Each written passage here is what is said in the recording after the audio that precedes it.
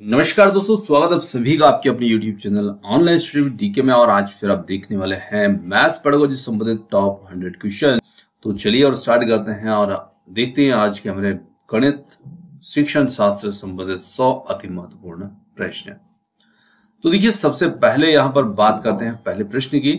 तो एक बालक को दशमलव में कठिनाई आती है, इस कारण वह प्रतिशत को ठीक से समझ नहीं पाता, साथ ही गणित के अन्य प्रकरण भी उसे कठिन लगने लगते हैं। इससे उसके अंदर गणित के प्रति भय उत्पन्न हो जाता है। और भय का यहाँ पर कारण क्या है? तो देखिए, 4 विकल्प आपके सामने हैं और क्वेश्चन थोड़ा सा ज्यादा है, तो थोड़ा सा जल्दी मैंने पढ़ने की कोशिश करूंगा ताकि कम समय में हम क्वेश्चन को कंप्लीट कर पाए। देखिए, गणित की संचय प्रकृति, प्रतीकात्मक भाषा का उपयोग, सामाजिक प्रवृत्तियां या डी है उपरोक्त सभी। तो देखिए, हमें तो क्वेश्चन में पहचानना है बच्चे के अंदर जो भय है उस भय का कारण क्या है। तो भय गणित से बहुत सारे बच्चों को लगता है, क्योंकि गणित की जो प्रकृति होती है वो तार्किक होती है, साथ ही साथ गणित की प्रकृति संचय भी होती है। तो यहां पर हमारा जो उत्तर हो जाएगा वो हो जाएगा ऑप्शन ए, गणित की संचयी प्रकृति। चलिए अगले क्वेश्चन की ओर बढ़ते हैं। एक गणित शिक्षक का मानना है कि स्वाभाविक रूप से लड़के गणित में लड़कियों से अच्छे होते हैं। तो शिक्षक यहाँ पर कैसे हैं? तो उचित दृष्टिकोण वाले हैं, नीतिपरक हैं, लिंग पक्षपाती हैं और डी है उपरोक्त में से कोई नहीं। तो देखिए, यदि शिक्षक ऐसा मानते हैं तो निश्चित रूप से यहाँ पर शिक्षक पक्षपात कर रहे हैं और लिंग पक्षपाती शिक्षक है। तो निश्चित रूप से ऑप्शन सी यहाँ पर जो होगा हमारा सही उत्तर बन जाएगा कि शिक्षक यहाँ पर लिंग पक्षपाती हैं, क्योंकि वो लड़कों को अच्छा मान रहे हैं और लड़कियों को कमजोर मान रहे हैं। तो निश्चित रूप से ऑप्शन सी हमारा सही उत्तर होगा। चलिए अगला क्वेश्चन है, ग्रेड अंकों से कैसे भिन्न है? और यह प्रश्न है बुद्ध अंत वाला, मुक्त अंत वाला, विश्लेषणात्मक या फिर अपसारी। तो निश्चित रूप से यहाँ पर ग्रेड अंकों से कैसे भिन्न है, यदि ये प्रश्न हम विद्यार्थी से पूछेंगे तो हर विद्यार्थी इसका उत्तर अपने अपने विचारों के अनुसार देगा। तो निश्चित रूप से इसके कई उत्तर बन जाएंगे। ये मुक्त अंत वाला प्रश्न होगा, ऑप्शन बी यहाँ पर सही उत्तर होगा। चलिए अगला क्वेश्चन लेते हैं, गणित में अधिगम निर्योग्यता का आकलन का सर्वाधिक उचित तरीका है। तो कौन सा तरीका यहाँ पर सबसे ज्यादा उचित तरीका होगा? निदानात्मक, उपचारात्मक, सतत मूल्यांकन या फिर ये सभी? तो निश्चित रूप से अधिगम निर्योग्यता के आकलन का सर्वाधिक जो उचित तरीका होगा वो हो जाएगा ऑप्शन है निदानात्मक परीक्षण, ए वाला। चलिए अगला क्वेश्चन है, निम्नलिखित में से निदानात्मक परीक्षण के उद्देश्य हैं? अभिभावकों को प्रतिपुष्टि देना, बच्चों की प्रगति रिपोर्ट भरना या बच्चों की कमियों और कमजोरियों को ज्ञात करना। तो यहाँ पर 3 कथन दिए हैं और कूट के अनुसार हमें उत्तर का चयन करना है कि कौन सा कथन यहाँ पर इसमें सही है, पहला, दूसरा, तीसरा या दूसरा, तीसरा या केवल तीसरा, है ना। तो इस प्रकार से हमें कूट में आंसर का चयन करना है कि निदानात्मक परीक्षण के आखिर उद्देश्य कौन से होते हैं। तो देखिए, यहाँ पर अभिभावकों को प्रतिपुष्टि देना, ठीक है, साथ ही साथ बच्चों की कमियों और कमजोरियों को ज्ञात करना। तो ये इसके उद्देश्य होते हैं। ऑप्शन सी इसके अंदर हो जाएगा सही उत्तर। चलिए फर्स्ट और थर्ड। अगला क्वेश्चन है, दर्शक को गणित सीखने में कठिनाई होती है, उसकी समस्या का समाधान है उपहार देना, दंड देना, कारण जानना या अधिक से अधिक गृहकारी देना। तो देखिए, दर्शक को गणित सीखने में कठिनाई होती है तो उसकी समस्या का समाधान क्या हो सकता है? तो हम उसकी जो कठिनाइयां हैं या उसकी जो समस्या है उनका कारण जानने की कोशिश करेंगे। ऑप्शन सी यहाँ पर सही उत्तर होगा। बढ़ते हैं अगले क्वेश्चन की ओर। मूल्यांकन विधि का चुनाव करते समय शिक्षक को किस बात का ध्यान रखना चाहिए? देखिए, बात यहाँ पर मूल्यांकन विधि की हो रही है, यानी कि हम बच्चों के लिए मूल्यांकन विधि अपना रहे हैं और उसका चुनाव करते समय शिक्षक को कौन सी बात का ध्यान रखना चाहिए? छात्रों की रुचि का, छात्रों के पारिवारिक वातावरण का, या मूल्यांकन साधन वैध होने का, या फिर डी में से कोई नहीं। तो देखिए, छात्रों की रुचि, क्योंकि हम तो मूल्यांकन कर रहे हैं तो निश्चित रूप से हमारे जो मूल्यांकन साधन है वो वैध हो और सही तरीके से बच्चे का मूल्यांकन हम उनसे कर पाए। तो ऑप्शन सी यहाँ पर बिल्कुल करेक्ट होगा। अगला क्वेश्चन आता है, अंक गणित का शिक्षण महत्वपूर्ण होता है घरेलू कार्य के लिए, व्यवहारिक उपयोग के लिए, व्यवसाय मजदूरी के लिए या फिर इन सभी के लिए? तो अंक गणित जो शिक्षण होता है उसका महत्व होता है इन सभी के लिए, क्योंकि हम घरेलू कार्य, व्यवहारिक उपयोग और व्यवसाय मजदूरी सभी में इसका उपयोग देखते ही हैं। ऑप्शन डी यहाँ पर हमारा सही उत्तर बनता है। अगला क्वेश्चन है, रेखा गणितीय आकृतियों के शिक्षण में सर्वप्रथम प्राप्य उद्देश्य है ज्ञानात्मक, अवबोधात्मक, कौशलात्मक या फिर डी है अनुप्रयोगात्मक। तो यहाँ पर हमारा रेखा गणित आकृतियों के शिक्षण में सर्वप्रथम जो प्राप्य उद्देश्य होगा वो कौशलात्मक होगा। ऑप्शन सी यहाँ पर इसके लिए सही उत्तर होगा। चलिए कौशलात्मक, बढ़ते हैं अगले क्वेश्चन की ओर। अगला क्वेश्चन है, गणित में मानसिक कार्य संबंधित है गणित के सैद्धांतिक पक्ष, गणित के व्यवहारिक पक्ष से या गणित के प्रायोगिक पक्ष से या फिर डी है इनमें से कोई नहीं। तो देखिए गणित में मानसिक कार्य जो होता है गणित के व्यवहारिक पक्ष से संबंधित होता है। ऑप्शन जो बी होगा यहाँ पर हमारा सही उत्तर बनेगा। चलिए अगला क्वेश्चन है, स्कूली गणित में ज्यादा जोर तथ्यात्मक ज्ञान पर दिया जाता है या फिर प्रक्रियात्मक प्रभाव पर दिया जाता है, संकल्पना समझ पर दिया जाता है या उपरोक्त सभी पर दिया जाता है। तो देखिए स्कूली गणित में ज्यादा जोर जो होता है ये दिया जाता है उपरोक्त सभी पर, क्योंकि तथ्यात्मक ज्ञान के साथ साथ प्रक्रियात्मक प्रभाव और संकल्पनात्मक समझ सभी पर दिया जाता है। ऑप्शन डी होगा इसके लिए सही उत्तर। बढ़ते अगले क्वेश्चन की ओर, एक अच्छा गणितज्ञ होने के लिए कौन सी विशेषता होनी चाहिए? तो देखिए सूत्रों को याद करने, समस्या समाधान या फिर सी है ए और बी दोनों और डी है सभी अवधारणाओं को समझने, लागू करने और उनमें संबंध स्थापित करने। तो देखिए एक जो अच्छा गणितज्ञ होता है निश्चित रूप से वो सभी अवधारणाओं को समझता है, साथ ही साथ उन्हें लागू करता है और उनमें संबंध भी स्थापित कर सकता है कि इस अवधारणा का इस दूसरी अवधारणा से क्या संबंध है, कैसे इसमें हम आपसी संबंध जोड़ सकते हैं। तो निश्चित रूप से एक अच्छे गणितज्ञ की ये सभी पहचान होती है कि वो अवधारणा को बहुत अच्छे से समझते हैं। तो ऑप्शन डी यहाँ पर सही उत्तर बनता है। बढ़ते हैं अगले क्वेश्चन की ओर। अगला क्वेश्चन है, प्राथमिक स्तर पर क्षेत्रफल की अवधारणा को समझाने की शुरुआत हम कर सकते हैं। तो देखिए प्राथमिक स्तर पर क्षेत्रफल की अवधारणा को समझाने के लिए हम शुरुआत कहाँ से कर सकते हैं? नोटबुक, पाठ्यपुस्तक, पेंसिल बॉक्स आदि किसी वस्तु के क्षेत्रफल की तुलना करके या क्षेत्रफल के सूत्रों को स्पष्ट करके, लंबाई चौड़ाई की मानक इकाइयों का प्रयोग करके और डी है बच्चों को अधिक से अधिक अभ्यास करवाकर। तो देखिए बच्चे प्राथमिक कक्षा के हैं, अब प्राथमिक कक्षा या प्राथमिक स्तर के हैं तो वहां पर फर्स्ट के, सेकेंड, थर्ड, फोर्थ, फिफ्थ तक के बच्चे होते हैं प्राथमिक स्तर की यदि बात करते हैं तो। और वहां पर उन बच्चों में क्षेत्रफल की जो अवधारणा होती है वो इतनी विकसित नहीं होती है। तो हम वहां पर शुरुआत कर सकते हैं नोटबुक, पाठ्यपुस्तक, पेंसिल बॉक्स आदि की किसी वस्तु के क्षेत्रफल की तुलना करके हम दिखा सकते हैं कि देखो ये वस्तु बड़ी है, ये छोटी है, इसका क्षेत्रफल ज्यादा है। इस प्रकार से हम बेसिक शुरुआत वहां पर इन तरह तरह की वस्तुओं की तुलना करके बच्चों को कर सकते हैं। तो ऑप्शन ए यहाँ पर हमारा सही उत्तर बनता है इसमें। चलिए बढ़ते हैं अगले क्वेश्चन की ओर। बच्चों में गणना करने की शक्ति को बढ़ाया जा सकता है। तो बच्चों में गणना करने की शक्ति को किस प्रकार बढ़ाया जा सकता है? कक्षा में क्रियाशील गतिविधियों का आयोजन करके, अवधारणा को स्पष्ट करके, या ए और बी दोनों और डी है कोई नहीं। तो यहाँ पर हम कह सकते हैं कि बच्चों में गणना करने की जो शक्ति उसको बढ़ाया जा सकता है और हम उसे बढ़ा सकते हैं कक्षा के अंदर जब हम क्रियाशील गतिविधियों का आयोजन करेंगे तो बच्चों में निश्चित रूप से गणना करने की शक्ति को बढ़ाया जा सकता है। ऑप्शन ए यहाँ पर इसके लिए सही उत्तर बनता है।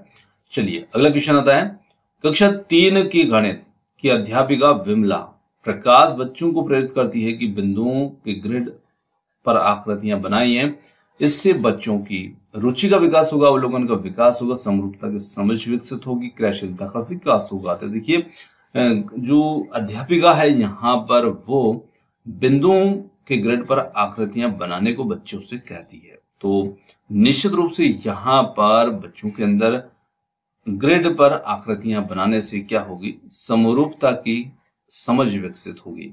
ऑप्शन जो सी होगा यहाँ पर हमारा सही उत्तर होगा, जो कि ई के रूप में यहाँ पर प्रिंट हो गया है। ठीक है ना, तो ये ऑप्शन सी है, समरूपता की समझ विकसित होगी। देखिए ग्रिड जो होता है वो ऐसे बिंदु उस पर बने होते हैं और वहां पर बच्चों से कहा जाता है कि आप इस पर आकृति बनाइए, त्रिभुज, वर्ग किसी की भी बनाइए। तो बच्चे यहाँ पर आकृति बनाते हैं तो बिंदुओं को, समान बिंदुओं को इस प्रकार से सीधे में मिला करके आकृतियों का निर्माण ये करते हैं। ठीक है ना, तो इस प्रकार से ये प्रश्न हमें समझाना चाह रहा है। तो यहाँ पर हम समरूपता समानता जो होती है आकृतियों की भुजाओं में, उनको अच्छे से समझ सकते हैं या उसको हम पहचान सकते हैं, उनकी समझ में विकसित होती है।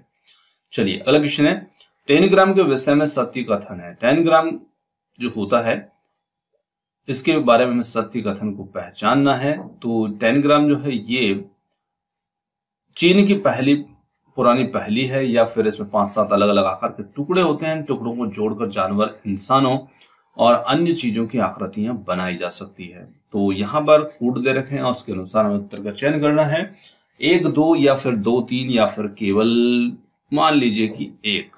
यहाँ लिखा नहीं है तो मैं लिख देता हूं केवल 1, और डी है 1, 2, 3। तो देखिए टेनिग्राम जो होता है ये चीन की पुरानी पहेली भी है, साथ साथ 5-7 अलग अलग टुकड़े भी होते हैं, और इन टुकड़ों को जोड़कर हम जानवर, इंसान, अन्य आकृतियों को भी बना सकते हैं। तो निश्चित यहाँ पर हमारा जो उत्तर बनता है वो 1, 2, 3 तीनों ही बनते हैं। तो इसके लिए विकल्प डी का चयन हमें करना होगा यहाँ पर।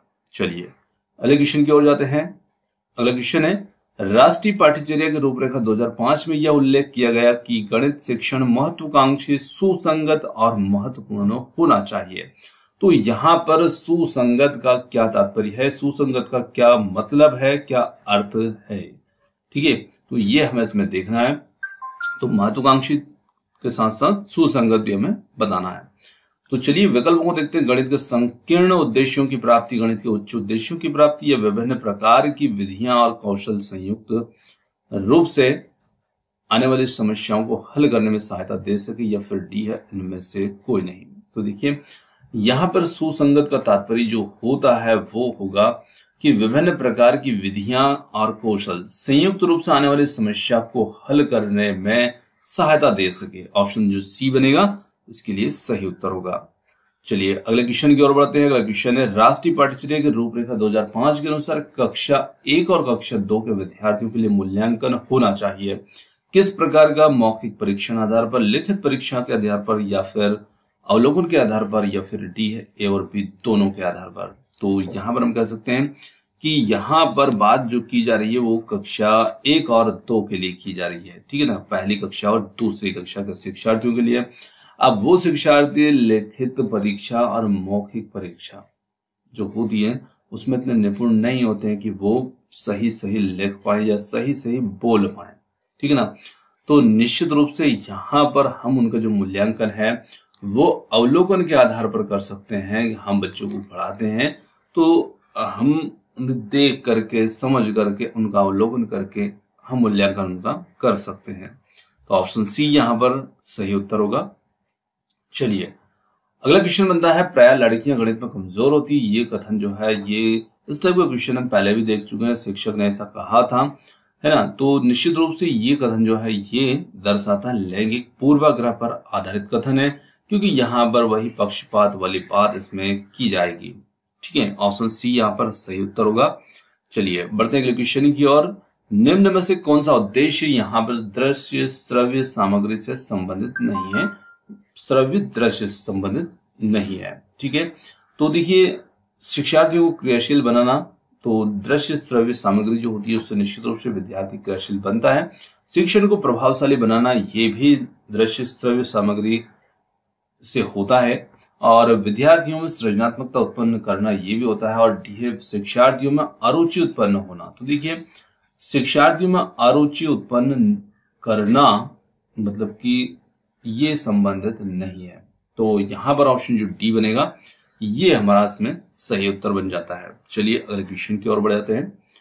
अगला क्वेश्चन है, एक विद्यार्थी की बुद्धिलब्धि 100 है। इसका तात्पर्य क्या होगा? उसकी मानसिक आयु एवं वास्तविक आयु बराबर है, उसकी बुद्धि का स्तर उच्चतम है, या वह प्रतिभाशाली बुद्धि का, उसकी वास्तविक आयु मानसिक आयु से कम है। तो यहाँ पर बुद्धिलब्धि का जो सूत्र होता है उसे भी आप यहाँ पर निकाल करके देख सकते हैं। तो यहाँ पर बच्चे की जो मानसिक आयु है वास्तविक आयु के बराबर है।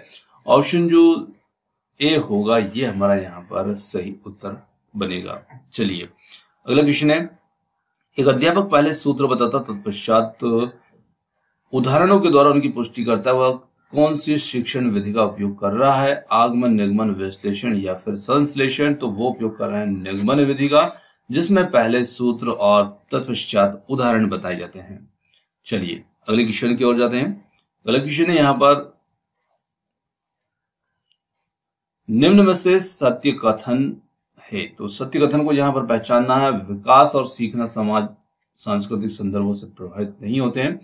छात्र एक निश्चित तरीके से सीखते हैं। खेलना संज्ञान और सामाजिक दक्षता के लिए सार्थक है। या फिर डी है, शिक्षक द्वारा प्रश्न पूछना संज्ञानात्मक विकास में बाधक है। तो यहाँ पर हम कह सकते हैं कि खेलना संज्ञान और सामाजिक दक्षता के लिए सार्थक है। ऑप्शन सी जो होगा इसके लिए यहाँ पर सही उत्तर बनेगा। ठीक है, ऑप्शन सी। चलिए अगले क्वेश्चन की ओर जाते हैं। शिक्षार्थियों को त्रिभुज की रचना के प्रश्न समझाने हैं तो बोधात्मक उद्देश्य होते हैं।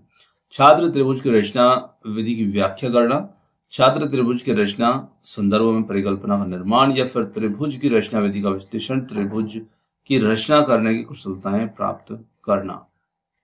तो निश्चित रूप से यहां पर हम कह सकते हैं कि छात्र त्रिभुज की रचना विधि की व्याख्या करना, क्योंकि बोधात्मक उद्देश्य यहां पर पूछे हैं। रचना के प्रश्न को समझाने तो बोधात्मक उद्देश्य है। चलिए ऑप्शन ए यहां पर उत्तर बन जाता है। अगला क्वेश्चन आता है, गणित में दृश्य श्रव्य सामग्रियों के प्रयोग का महत्व है। तो गणित में दृश्य श्रव्य सामग्रियों के प्रयोग का क्या महत्व होता है? बालकों को लुभाना, बालकों को मनोरंजन करना, या बालकों में रुचि जगाना, डी है बालकों को क्रियाशील बनाना। तो निश्चित रूप से दृश्य श्रव्य सामग्री जो होती है इनके माध्यम से हम बालकों में रुचि उत्पन्न कर सकते हैं, उन्हें प्रोत्साहित कर सकते हैं। ऑप्शन सी यहाँ पर हमारा सही उत्तर इसमें बन जाता है। अगला क्वेश्चन आता है, यदि एक प्राथमिक कक्षा का छात्र गणित के प्रश्न हल करने के बाद उसमें होने वाली संभावित त्रुटि का पता लगाता है तो वो किस उद्देश्य की पूर्ति करता है? अवबोधन, कौशल, अनुप्रयोग, या फिर ज्ञान। तो यहाँ पर वो छात्र अपने उद्देश्य की पूर्ति कर रहा है, अवबोधन की। ऑप्शन ए यहाँ पर इसके लिए सही उत्तर है। बढ़ते हैं अगले क्वेश्चन की ओर। यदि छात्र विभिन्न ज्यामितीय आकृतियों के टुकड़ों को पहचान करके उन्हें खांचे में डाल देता है तो वो किस उद्देश्य की प्राप्ति कर लेता है? ज्ञान, संश्लेषण, अनुप्रयोग, या फिर डी है अवबोधन। तो वो यहाँ पर अनुप्रयोग उद्देश्य की प्राप्ति कर लेता है, क्योंकि वो आकृतियों को पहचान करके उन्हें उनके खांचे में डाल देता है। ऑप्शन सी यहाँ पर इसके लिए सही उत्तर है। अगला क्वेश्चन आता है, प्राथमिक स्तर पर शिक्षार्थियों को कोणों को ज्ञान देना है तो उपयुक्त सामग्री होती है छात्र की भुजाएं, घड़ी, डी, या फिर इन सभी के माध्यम से। तो देखिए यहाँ पर हम जानकारी तो और भी चीजों से दे सकते हैं, पर यहाँ पर हमसे पूछा सबसे उपयुक्त सामग्री। तो उपयुक्त में तो फिर हम एक सामग्री को यहाँ पर चयन करेंगे। तो यहाँ पर जो बी होगा घड़ी, ठीक है ना, इसका उपयोग यहाँ पर हम कर सकते हैं, ऑप्शन बी। चलिए अगला क्वेश्चन आता है, निम्न में से चार्ट के प्रकार हैं, वृक्ष चार्ट, तालिका चार्ट, समय चार्ट, या फिर ये सभी। तो चार्ट जो होते हैं कई प्रकार के हो सकते हैं, वृक्ष, तालिका, समय चार्ट, ये तीनों ही यहाँ पर उदाहरण है चार्ट के। ऑप्शन डी बन जाएगा इसके लिए सही उत्तर। अगला क्वेश्चन आता है, निम्न में से किसमें आकृतियों का निर्माण, मापन इत्यादि सिखाया जा सकता है? रेखा गणित, अंक गणित, बीज गणित, या फिर ज्योतिष गणित। तो यहाँ पर रेखा गणित जो होता है उसी में हम देखते हैं कि इसी में आकृतियों का निर्माण, मापन आदि कार्य हम इसमें सीखते हैं। ऑप्शन ए यहाँ पर इसके लिए सही उत्तर है। अगला क्वेश्चन आता है, गणित शिक्षण का मुख्य उद्देश्य है। तो गणित शिक्षण का मुख्य उद्देश्य क्या होता है? शिक्षार्थियों में तार्किक चिंतन, समस्या समाधान योग्यता का विकसित करना। तो देखिए यदि हम देखते हैं तो गणित की प्रकृति तार्किक होती है ना, तो निश्चित रूप से शिक्षार्थियों में तार्किक चिंतन एवं समस्या समाधान की जो योग्यता होती है वो विकसित होती है गणित के मुख्य उद्देश्य से। ठीक है, ऑप्शन ए इसके लिए सही उत्तर होगा। चलिए आगे बढ़ते हैं अगले क्वेश्चन की ओर। विमला ने 12 बिल्लियां पाल रखी। उसने ईशान को बताया कि 12 बिल्लियों का मतलब 48 पेड़ है। उसका ये कथन किस चिंतन की और किस चिंतन का आधार है? रेखा गणित, बीज गणित, या फिर अंक गणित, या फिर डी में से कोई नहीं। तो देखिए ये जो कथन है ये बीज गणित से संबंधित हो जाता है, क्योंकि यहाँ पर 12 बिल्ली का मतलब 48 पेड़, बार चुको 48। यहाँ पर थोड़ा सा रिलेशन समझाने की यहाँ पर कोशिश की जा रही है संख्याओं के बीच में। चलिए अगले क्वेश्चन की ओर बढ़ते हैं। अगला क्वेश्चन आता है, मयंक बीमारी के कारण एक सप्ताह तक स्कूल नहीं आया और जब वह विद्यालय गया तब उसे भाग के लंबे प्रश्नों को करना नहीं आया। लंबे भाग के प्रश्नों को देखते ही वह चिंतित हो गया और शास्त्रीय सिद्धांत के अनुसार संवेगात्मक स्वाभाविक उत्तेजक है। असफलता लंबे भाग के सवालों को लेकर चिंता, या फिर डी है उपरोक्त सभी। तो यहां पर स्वाभाविक उत्तेजक हो जाएगा असफलता, ऑप्शन ए। चलिए अगला क्वेश्चन है, गणित शिक्षण के लिए उपयुक्त परिस्थिति है बच्चों की सभी संकल्पनाएं सीखने के लिए विवश करना, बी बच्चों गणित को बच्चों के जीवन के अनुभवों का हिस्सा बनाना, उच्च स्तरीय चिंतन कौशलों का विकास, या फिर डी है बच्चों को सूत्र रटवाना। तो देखिए हम बात कर रहे हैं यहाँ पर गणित शिक्षण के लिए उपयुक्त परिस्थिति की, और उपयुक्त परिस्थिति के लिए हम निश्चित रूप से गणित को बच्चों के जीवन के अनुभवों का हिस्सा बनाएंगे, तो यही सबसे उपयुक्त परिस्थिति बन जाती है गणित शिक्षण के लिए। ऑप्शन बी यहाँ पर इसके लिए वो बनेगा उत्तर। अगला क्वेश्चन आता है, सर्वेक्षण आधारित परियोजना आंकड़ों के विश्लेषण संबंधी विद्यार्थियों की समझ का आकलन करती है, या फिर पूर्णांकों के गुणनफल की संकल्पना को समझने में मदद करती है।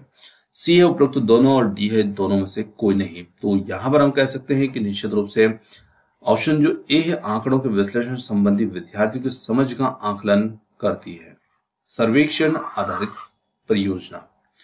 चलिए अगले क्वेश्चन की ओर जाते हैं।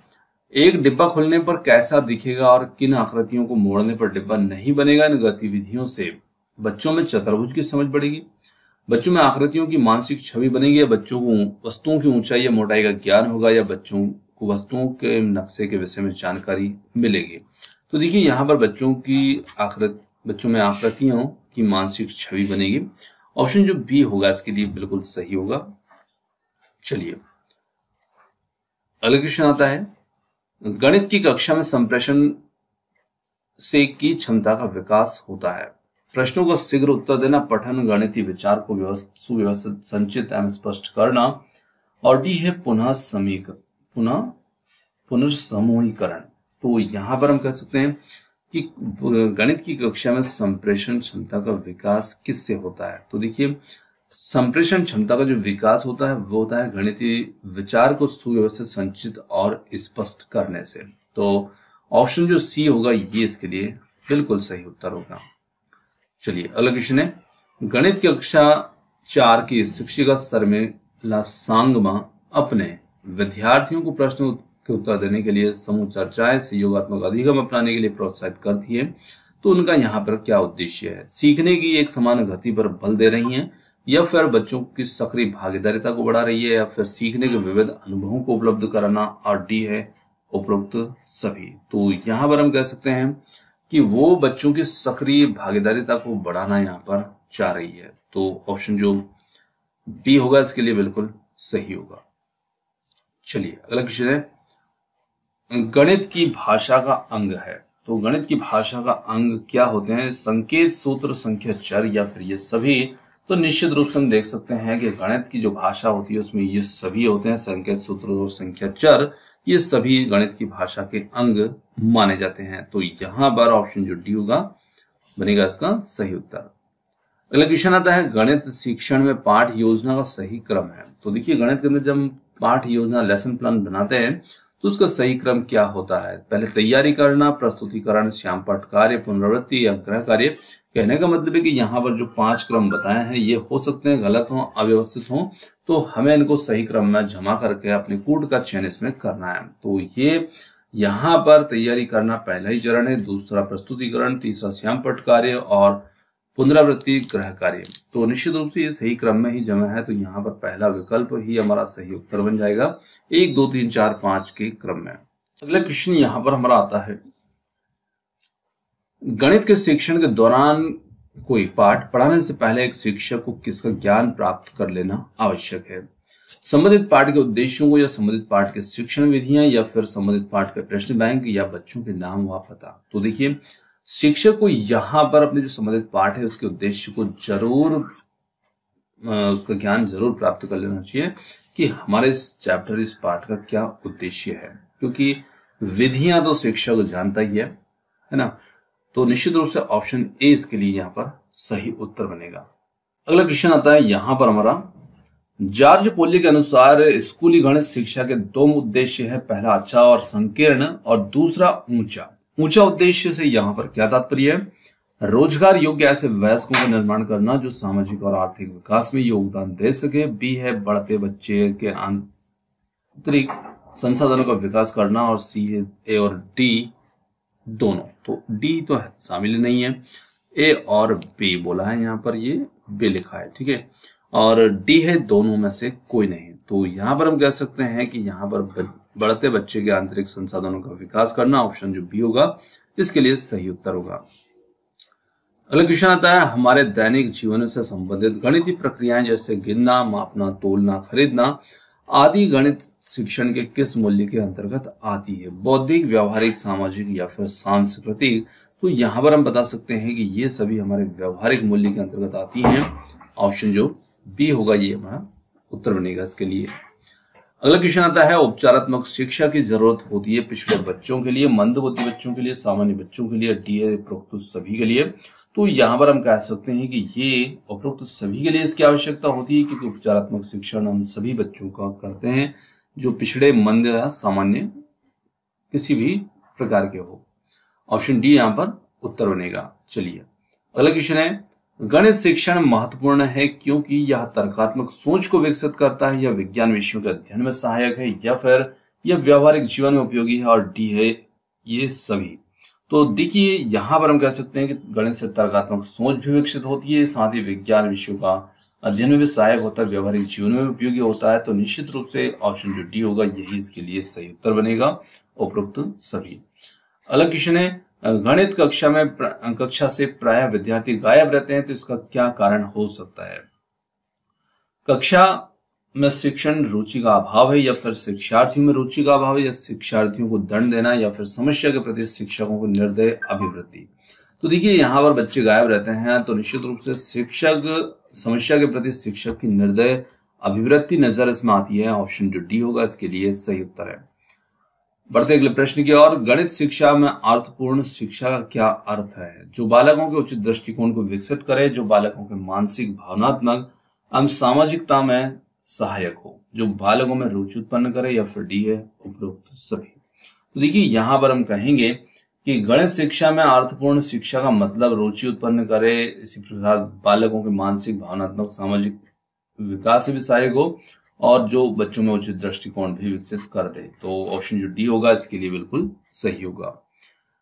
अगला प्रश्न है यहाँ पर, निम्नलिखित में से व्यवहारिक गणित का भाग है? संख्याओं का हिसाब लगाना, समीकरणों को हल करना, बैंकों की कार्यप्रणाली की जांच करना, या फिर ग्रह कार्य की जांच करना? तो यहाँ पर हम कह सकते हैं बैंकों की कार्यप्रणाली की जांच करना, ये व्यवहारिक गणित का भाग इसमें नजर आता है। चलिए अगला क्वेश्चन है, प्रतिभाशाली विद्यार्थियों के लिए गणित शिक्षण के लिए उचित कदम है। तो प्रतिभाशाली विद्यार्थियों के लिए गणित शिक्षण के लिए उचित कदम क्या है? एक ही प्रश्न को अनेक विधियों से हल कराना, या गणित की सभी शाखाओं में उस समन्वय करके पढ़ाना, उपरोक्त दोनों, या फिर डी है और दोनों में से कोई नहीं? तो यहां पर हम कह सकते हैं कि अनेक विधियों से हल कराना के साथ साथ सभी शाखाओं से समन्वित करके भी पढ़ाना, ये दोनों ही यहाँ पर उचित कदम हो जाएगा प्रतिभाशाली विद्यार्थी के लिए। ऑप्शन सी इसके लिए सही उत्तर है। चलिए अगला क्वेश्चन आता है, निम्नलिखित में से हमें पहचानना है यहाँ पर सत्य कथन को, और कुछ कथन दे रखे हैं। गणितीय ज्ञान यथार्थ एवं क्रमबद्ध होते हैं, गणित का ज्ञान का आधार हमारी ज्ञानेंद्रियां हैं, और थर्ड है यहाँ पर गणित के अध्ययन से आगमन, निगमन एवं सामान्यीकरण की क्षमता विकसित होती है। तो देखिए यहाँ पर कूट दे रखे हैं, तो उसी के अकॉर्डिंग हमें उत्तर का चयन करना है। तो पहला यदि हम देखते हैं कि गणितीय ज्ञान यथार्थ एवं क्रमबद्ध होते हैं, तो निश्चित रूप से गणित का ज्ञान जो होता है वो हमें यथार्थ और क्रमबद्ध देखने को मिलता ही है। गणित का ज्ञान का आधार हमारी ज्ञानेंद्रियां हैं, तो निश्चित रूप से ये भी इसमें सही है। और आगमन, निगमन एवं सामान्यीकरण की क्षमता विकसित होती है अध्ययन से, तो बिल्कुल ये भी सही है। तो कहने का मतलब है 1 2 3 तीनों ही सही है। इसके लिए उत्तर बन जाता है विकल्प ए, है ना, जिसमें 1 2 3 तीनों ही कथन इसमें सही के रूप में दे रखे हैं। चलिए अगला क्वेश्चन आता है, गणित की भाषा में निम्न में से किसका प्रयोग नहीं होता? गणितीय संकेतों का, गणितीय संख्याओं का, गणितीय सूत्रों का, या डी है इनमें से कोई नहीं है?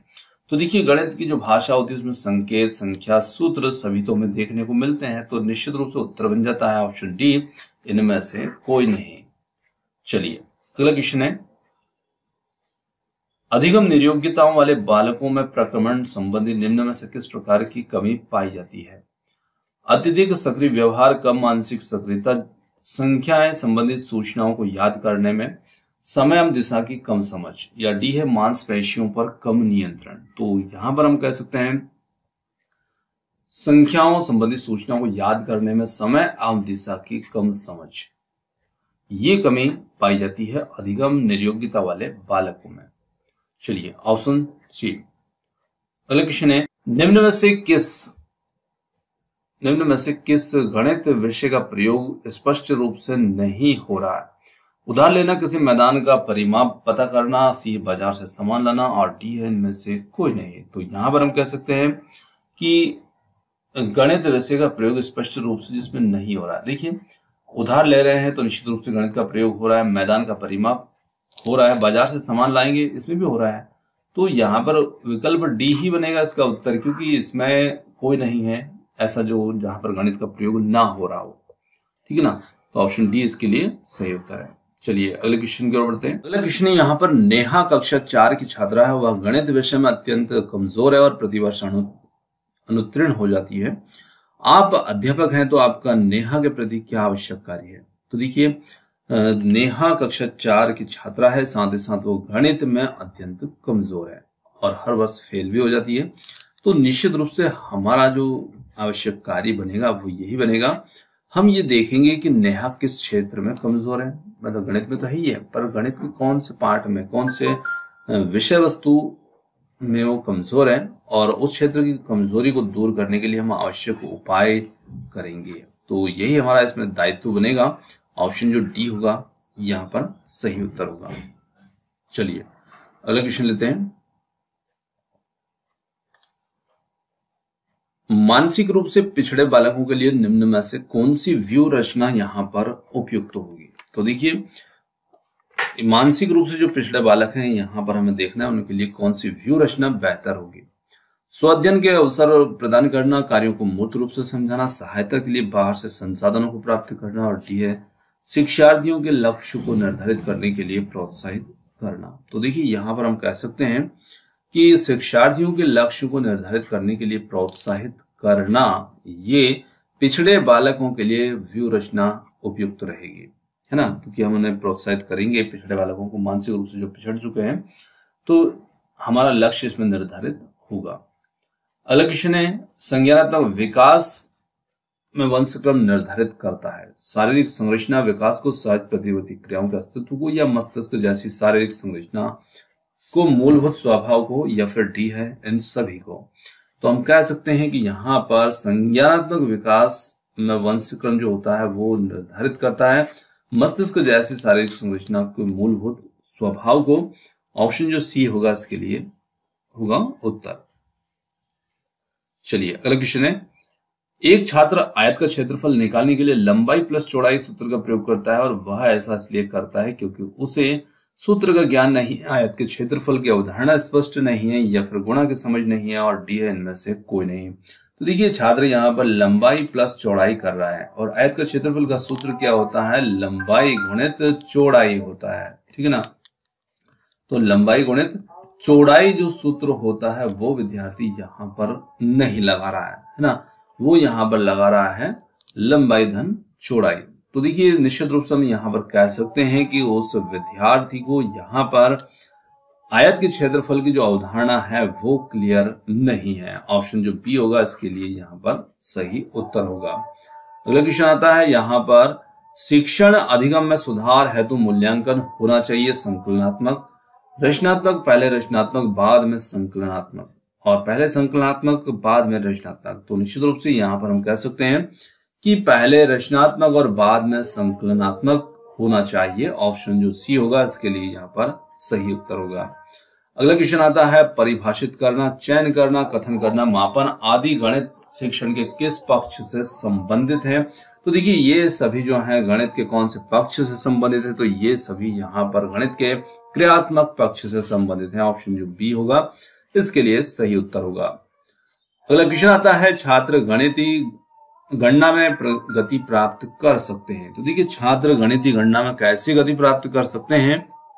वाद विवाद या चर्चा के द्वारा, मौखिक कार्य द्वारा, लिखित कार्य के द्वारा, या फिर अभ्यास के द्वारा।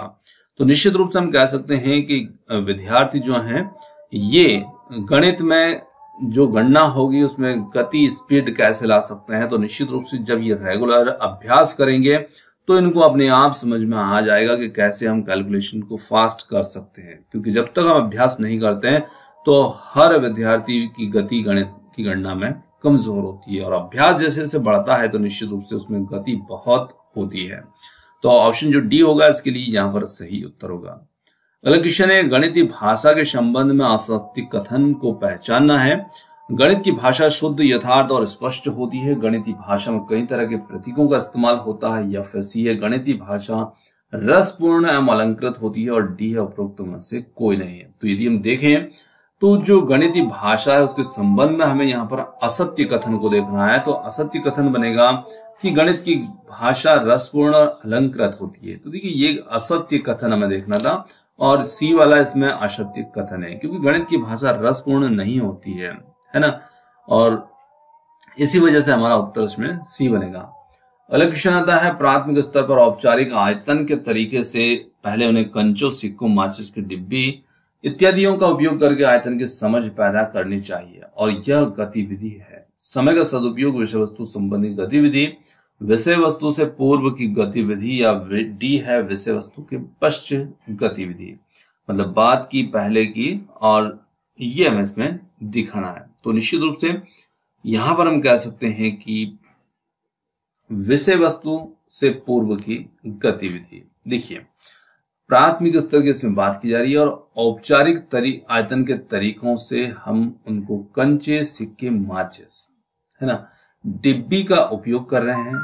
किस बात के लिए? आयतन की समझ पैदा करने के लिए।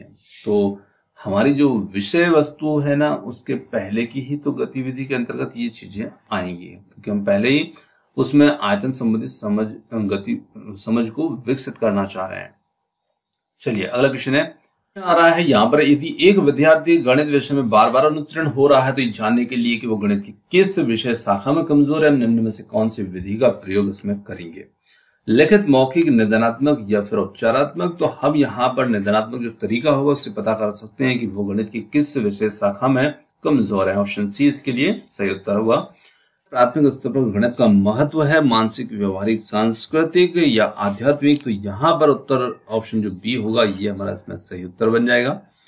चलिए अगला क्वेश्चन है, छात्र के व्यक्तित्व को किस प्रकार का अधिगम अधिक प्रभावित करता है? अनुकरण अधिगम, अनुदेशनात्मक अधिगम, प्रयत्न त्रुटि अधिगम या फिर अंतर्दृष्टि अधिगम? तो यहाँ पर हम कह सकते हैं कि छात्र को जो अनुकरण अधिगम है ये व्यक्तित्व को सबसे ज्यादा प्रभावित कर सकता है, अनुकरण अधिगम।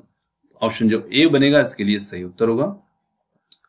अगला क्वेश्चन है, यहाँ पर गणित संबंधित चार्ट बनाने के लिए ध्यान रखना चाहिए कि चार्ट पर नामांकन, शीर्षक आदि बड़े एवं दर्शनीय हो, चार्ट प्रत्येक छात्र के लिए दृष्टिगोचर हो, चार्ट किसी विशेष उद्देश्य की पूर्ति करने वाला हो, या फिर डी है उपरोक्त सभी। तो देखिए यहाँ पर हम निश्चित रूप से इन सभी बातों का ध्यान रख सकते हैं, और ऑप्शन डी जो होगा इसके लिए सही उत्तर बन जाएगा, क्योंकि हम चार्ट बना रहे हैं गणित का, तो हम इन सभी बातों का ध्यान इसमें जरूर रखने वाले हैं। Option D.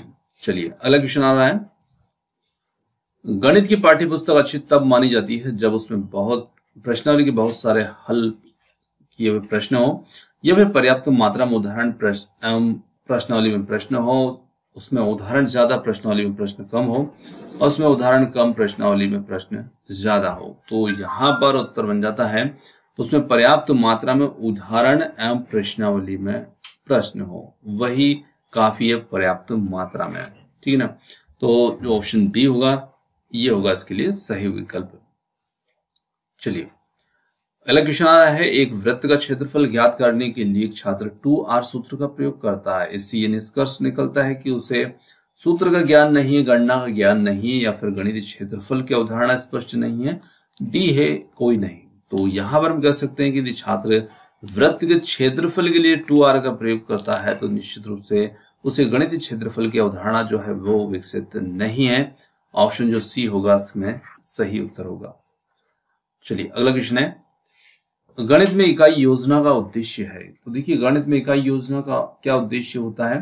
गणित सीखने के अधिक अवसर प्रदान करना, गणित की विषय वस्तु को व्यवहारिक बनाना, गणित के सूत्र को याद करवाना, या फिर फोर्थ है मूल्यांकन हेतु उचित प्रविधियों का निर्माण करना। तो देखिए गणित में जो इकाई योजना होती है उससे संबंधित यहाँ पर कथन दिए हैं और कोड दिया रखा है नीचे और इसी में हमें कोड का चयन करना है। तो यहाँ पर हम जो कोड का चयन करेंगे तो देखिए पहला, दूसरा और चौथा गणित के सूत्र याद करवाना ये इकाई योजना का उद्देश्य नहीं होता है। तो पहला, दूसरा और चौथा और यह है विकल्प डी में। चलिए अगला क्वेश्चन है, गणित के शिक्षिका छात्रों से भारत के झंडे का आरेख बनाने का और झंडे में सम्मिलित रेखाओं की पहचान करने की कहती है और ये एक प्रश्न है अनुशासनात्मक, द्वि अनुशासनात्मक, बहु अनुशासनात्मक या फिर डी है इनमें से कोई नहीं। तो यहाँ पर जो क्वेश्चन हमें देखने को मिल रहा है ये क्वेश्चन है बहु अनुशासनात्मक, ऑप्शन सी यहाँ पर सही उत्तर है। अगला क्वेश्चन है, वैन हाइल के अनुसार बच्चे ज्यामिति के मानसिक चित्रण स्तर पर होते हैं तब वे होते हैं कैसे? अंकों के स्थानीय मान को समझ लेते हैं या फिर आकृतियों को उनके दिखावट के आधार पर वर्गीकृत करने योग्य हो जाते हैं, गणितीय शब्द भंडार को याद कर लेते हैं, अबेकस पर संख्याओं की स्थिति को समझ लेते हैं। तो देखिए बच्चे ज्यामिति के मानसिक चित्रण स्तर पर होते हैं तब वे आकृतियों को उनके दिखावट के आधार पर वर्गीकृत करने के योग्य हो जाते हैं। तो यहाँ पर विकल्प जो बी होगा ये इसमें सही उत्तर होगा। अगला क्वेश्चन है, यहाँ पर आपको एक छोटा सा चित्र दिखेगा जहां पर गणित के अध्यापक ने 1482 को निम्न तरीके से लिखा है 1, 4 और 8, 2 है ना, इकाई, दहाई, सैकड़ा जिसे हम लिखते हैं ऐसे बिंदु बना रखे हैं। तो अध्यापक का अभिप्राय है यहाँ पर अबेकस पर अंकों की स्थिति समझाना और बच्चों को ग्रेड पैटर्न समझाना, बच्चों को गणितीय चिंतन विकास को प्रोत्साहित करना या फिर डी है बच्चों को स्थानीय मान की अवधारणा को समझाना। तो शिक्षक यहाँ पर इस प्रकार से लिख करके क्या समझाना चाह रहे हैं ये हमें इसमें बताना है।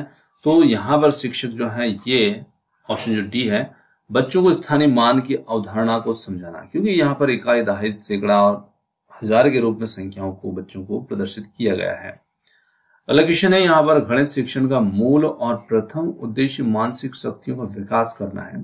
गणित के तथ्यों तथा विषय का ज्ञान कराना केवल गौण अथवा द्वितीय श्रेणी का उद्देश्य है। और ये कथन किसका है? पियाजे, सुकरात, प्रोफेसर शुल्ट्ज का या फिर आर्यभट्ट का? तो देखिए ये जो कथन है ये है प्रोफेसर शुल्ट्ज का, ऑप्शन सी। अगला क्वेश्चन आता है, गणित शिक्षा में मौखिक कार्य का सर्वाधिक लाभ है। गणित की परिभाषाओं का प्रत्यास्मरण होता है, इससे मूल्यांकन कार्य आसान होता है। और सी है गणना संबंधी कुशलता का विकास होता है, यह मानसिक विकास में सहायक होता है। तो यहाँ पर हम कह सकते हैं कि गणित शिक्षा में मौखिक कार्य का जो सर्वाधिक लाभ होता है ये होता है कि इससे मूल्यांकन कार्य जो होता है वो आसान हो जाता है, क्योंकि मौखिक कार्य का लाभ हमसे पूछा जा रहा है। तो निश्चित रूप से मौखिक कार्य के माध्यम से हम मूल्यांकन कर सकते हैं। अगला क्वेश्चन है, प्राथमिक स्तर पर गणित शिक्षण से छात्रों में विकास नहीं होता। सृजनात्मक अभिव्यक्ति का, सांस्कृतिक अभिरुचि का, तर्क शक्ति का, जिज्ञासु प्रवृत्ति का। तो यहां पर हम कह सकते हैं कि प्राथमिक स्तर पर गणित शिक्षण से छात्रों में जो विकसित नहीं होगा वो होगा ऑप्शन बी, सांस्कृतिक अभिरुचि का। चलिए अगला क्वेश्चन है, गणित सीखने के संबंध में निम्नलिखित में से कौन सा कथन सत्य है? तो यहां पर हमें सत्य कथन को पहचानना है और बताना है कौन सा कथन सत्य है। तो देखिए यहां पर हम देखते हैं तो जो सत्य कथन है कि गणित केवल कठोर अभ्यास से सीखा जाएगा। गणित सीखने के लिए एक कठिन विषय है, तो आमतौर पर लड़कियां गणित में कमजोर होती है। और डी है हर कोई गणित सीखता है। तो यहाँ पर जो 3 कथन है कहने का मतलब है कि वो गलत है और एक सही है, तो वो है ऑप्शन डी। अगला क्वेश्चन आ रहा है, एक अशिक्षित दुकानदार के द्वारा उपयोग किए जाने वाले गणित को हम कैसे उपयोग में ला सकते हैं कि संबंधित समस्याओं को हल करने में वैकल्पिक रणनीति के रूप में कक्षाओं में शिक्षकों द्वारा इसकी चर्चा की जाना चाहिए, या फिर यह गणित कक्षा में उपयोगी नहीं है, या फिर सभी गणित समस्याओं को हल करने में बहुत उपयोगी है। और डी है में अस्पष्टता और बहुत कम स्तर की शुद्धता है। तो यहाँ पर हम कह सकते हैं कि निश्चित रूप से इस गणित की संबंधित समस्याओं को हल करने में वैकल्पिक रणनीति के रूप में कक्षाओं में शिक्षकों द्वारा चर्चा की जाना चाहिए। ऑप्शन जो ए होगा इसके लिए सही उत्तर होगा। अगला क्वेश्चन है यहाँ पर प्राथमिक स्तर पर गणित की पहेलियां। तो निश्चित रूप से प्राथमिक स्तर पर जो गणित की पहेलियां होती है वो कैसे मदद करती हैं बच्चों में। कक्षा में प्रतिभा संपन्न विद्यार्थियों की पहचान हमें कराती है या फिर विद्यार्थी को मनोरंजन प्रदान करती है। समस्या सुलझाने के कौशलों को परखने या समस्या सुलझाने के कौशलों को प्रोत्साहित करने में। तो निश्चित रूप से पहेलियां समस्या सुलझाने के जो कौशल होते हैं उनको प्रोत्साहित करने में मदद करती है। ऑप्शन जो डी होगा इसके लिए यहाँ पर सही उत्तर होगा। चलिए अगला क्वेश्चन लेते हैं। गणितीय संचारण उल्लेख करता है, तो गणितीय संचारण किसका उल्लेख करता है। गणितीय विचारों को समाहित और संगठित करने की क्षमता, समस्याओं को सुलझाने की क्षमता, गणित प्रश्नोत्तरी में भाग लेने का कौशल, और डी है गणित के कक्ष में बोलने की क्षमता। तो देखिए गणितीय संचारण जो होता है ये उल्लेख करता है गणितीय विचारों को समाहित संगठित करने की क्षमता। ऑप्शन जो ए होगा इसके लिए सही उत्तर होगा। अगला क्वेश्चन आता है यहाँ पर एक अच्छा गणितज्ञ होने के लिए जरूरी होता है। तो इस टाइप का क्वेश्चन हमने पहले भी देखा है कि वो सभी अवधारणाओं को समझता, लागू करता और उनमें संबंध भी बना देता है, एक अच्छा गणितज्ञ। तो ऑप्शन जो ए होगा यहाँ पर उत्तर होगा। अगला क्वेश्चन आ रहा है, प्रिया गणितीय प्रश्न करने में निपुण है, उसमें किस प्रकार की बहुबुद्धिकता की अधिकता है। तो निश्चित रूप से यहाँ पर वो गणितीय प्रश्न करने में निपुण है, तो उसमें बहुबुद्धिकता जो होगी वो तार्किक होगी, क्योंकि गणित की प्रकृति होती है वो तार्किक होती है। ऑप्शन जो बी होगा यहाँ पर उत्तर होगा। गणित के नियम और निष्कर्ष होते हैं वस्तुनिष्ठ, सार्वभौमिक या फिर ए और बी दोनों प्रकार के, और डी है इनमें से कोई नहीं। तो यहाँ पर हम कह सकते हैं गणित के नियम निष्कर्ष वस्तुनिष्ठ और सार्वभौमिक दोनों प्रकार के होते हैं। Option C. चलिए अगला क्वेश्चन लेते हैं। उच्च प्राथमिक स्तर पर गणित शिक्षण का सर्वाधिक महत्व किस रूप में होता है। भौतिक, मानसिक, व्यवहारिक या फिर आध्यात्मिक। तो यहाँ पर हम कह सकते हैं कि उच्च प्राथमिक स्तर पर गणित शिक्षण का जो सर्वाधिक महत्व होता है वो होता है व्यवहारिक। Option C. चलिए अगला क्वेश्चन। पाठ्यक्रम में गणित शिक्षण इसलिए अति महत्वपूर्ण है क्योंकि इसके माध्यम से छात्रों में ज्ञान उपयोग संबंधित जो व्यवहारगत परिवर्तन होता है वह है गणित परिभाषाओं का प्रत्यास्मरण करना, उपकरणों को सही ढंग से व्यवस्थित करना, समस्याओं को हल करने के लिए उपयुक्त विधि एवं सूत्र का चयन, और डी है सोचने समझने के बाद निर्णय। तो यहाँ पर हम कह सकते हैं कि छात्र में जो व्यवहारगत परिवर्तन इसमें देखने को मिलता है वो समस्याओं को हल करने हेतु उपयुक्त विधि एवं सूत्र का चयन करना। Option C. अगला क्वेश्चन आता है, पाठ्यक्रम निर्माण का सिद्धांत निम्न में से कौन सा है। विभिन्न विषयों को में सहसंबंध और अग्रदर्शी अवकाश का सदुपयोग या फिर ये सभी। तो विकल्प डी जो होगा ये सभी पाठ्यक्रम निर्माण के सिद्धांत में के अंतर्गत आते हैं। चलिए अगला क्वेश्चन है, गणित शिक्षण के माध्यम से बच्चों में निम्न में से किस भावना पर नियंत्रण रखने का कौशल विकसित होता है। तो निश्चित रूप से गणित के माध्यम से बच्चों के अंदर कौन सी भावना पर नियंत्रण रखने का कौशल विकसित होता है, और वो कौशल तर्क शक्ति, आत्मविश्वास, विचार शक्ति, तीनों ही प्रकार के कौशल, तीनों ही प्रकार की भावनाओं पर नियंत्रण रखने का कौशल बढ़ता है। ऑप्शन जो डी होगा यहाँ पर बनेगा इसका सही उत्तर। अगला क्वेश्चन आता है, गणित की संरचना एवं प्रकृति का एक गुण होता है अमूर्त, असंकेतिक, अक्रम होना या फिर रसहीन होना। तो हम कह सकते हैं कि जो गणित की संरचना एवं प्रकृति का एक जो गुण है महत्वपूर्ण, और वो गुण आता है अमूर्त होना, और गणित की प्रकृति होती है अमूर्त। चलिए अगला क्वेश्चन है, गणित के अध्ययन से एक बच्चे में निम्न में से किस गुण का विकास होता है।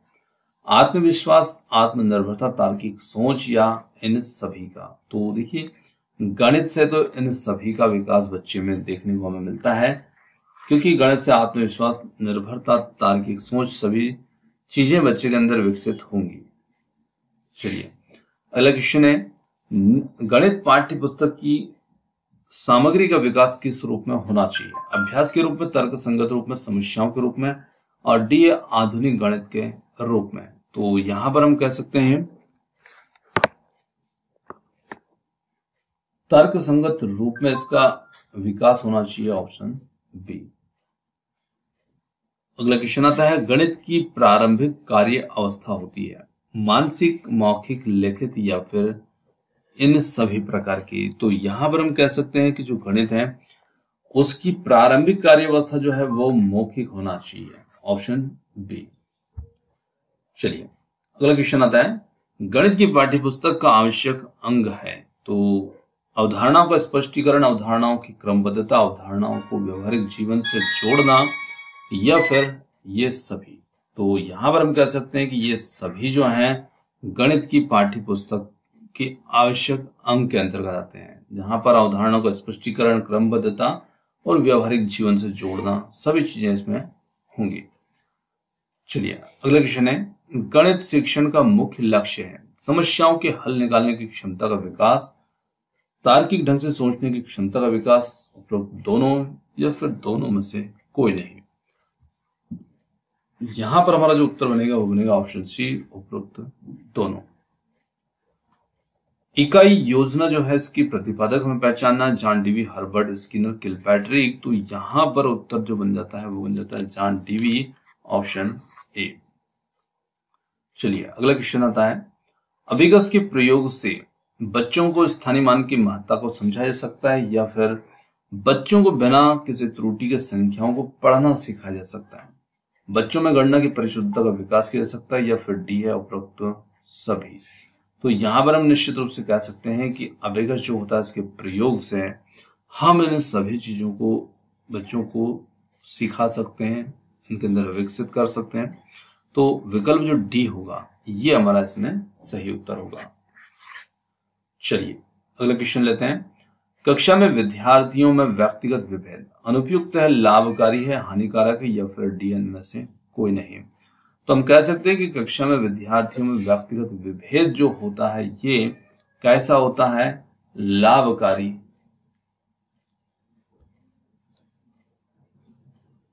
होता है।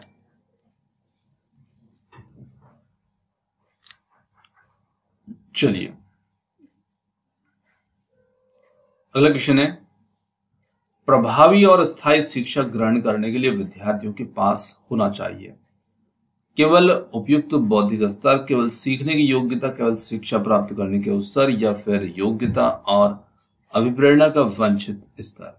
तो यहां पर हम कह सकते हैं कि प्रभावी और स्थायी शिक्षा ग्रहण करने के लिए विद्यार्थियों के पास होना चाहिए योग्यता, अभिप्रेरणा का वांछित स्तर, ऑप्शन डी होगा इसके लिए सही उत्तर। अगला क्वेश्चन आता है, जियो बोर्ड से समझाई जा सकती है सरल आकृति, स्थानीय मान, समीकरण, परिमाप एवं क्षेत्रफल। तो हम कह सकते हैं कि यहाँ पर जियो बोर्ड के माध्यम से हम क्या समझा सकते हैं, तो इसके माध्यम से हम सरल आकृतियों को समझा सकते हैं। चलिए विकल्प ए इसके लिए सही उत्तर होगा। बालक को गणित में बेहतर प्रदर्शन के लिए गणनाओं में प्रवीण बनना चाहिए या फिर उसे सूत्र याद करवाना चाहिए, हल याद करवाना चाहिए या फिर अमूर्त चिंतन, तर्क संगत विवेचन की क्षमता विकसित करना चाहिए। तो यहाँ पर हम बालक के अंदर अमूर्त चिंतन, तर्क संगत विवेचन की क्षमता को विकसित करना चाहिए। चलिए अगला क्वेश्चन लेते हैं। अगला क्वेश्चन आता है, गणित विषय के अर्थपूर्ण शिक्षा के लिए निम्नलिखित में से कौन सी या क्या आवश्यक नहीं है। तो यहाँ पर ये क्वेश्चन शायद रिपीट हो गया है, पहले भी आ चुका है। गणितीय सूत्र को याद करवाना, देखिए ये जरूरी नहीं होता है, ठीक है ना। चलिए अगला क्वेश्चन लेते हैं। मूल्यांकन विधि का चुनाव करते समय शिक्षक को किस बात का ध्यान रखना चाहिए, छात्र की रुचि का, छात्रों के पारिवारिक वातावरण का या मूल्यांकन साधन के वैध होने का। तो निश्चित रूप से मूल्यांकन साधन के वैध होने का ध्यान रखना चाहिए। तो यहाँ पर आज के जो हमारे क्वेश्चन थे मैथ्स पेडागोजी से संबंधित वो समाप्त होते हैं। क्वेश्चन थोड़े से ज्यादा थे इसलिए मैंने थोड़ी सी जल्दबाजी की है क्वेश्चन कंप्लीट करने में। और वीडियो आपको कैसा लगा कमेंट्स करके जरूर बताइएगा। वीडियो पसंद आया तो वीडियो को लाइक, शेयर और चैनल को सब्सक्राइब जरूर कीजिएगा।